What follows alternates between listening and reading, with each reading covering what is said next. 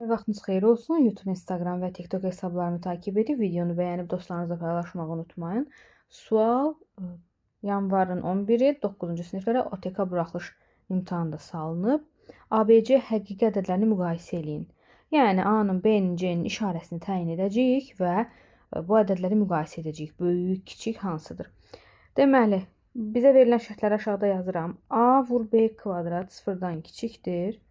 BC hasili sıfıra bərabərdir. A kvadrat vur B böyükdür sıfırdan. Ümumiyyətlə, yadda saxlayaq, B-nin kvadratı hər zaman müsbətdir. Çünki istənilən mənfi və ya müsbət ədədin kvadratının işarəsi müsbət olur. A deməli mənfidir. Çünki mənfini müsbətə vuranda sıfırdan balaca olmalıdır hasilimiz. Yaxşı. Düşürük 3-cü şərtə. A kvadratı həmişə müsbətdir. Belə çıxır B də müsbət imiş.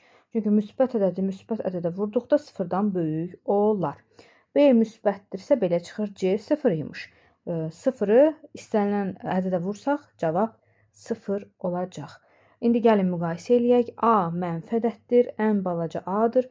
Ortada C gələcək, sıfır yəni. Sonra da B müsbət ədəd olduğuna görə bu formada biz müqayisə etməliyik. Düzgün cavab C variantı olar.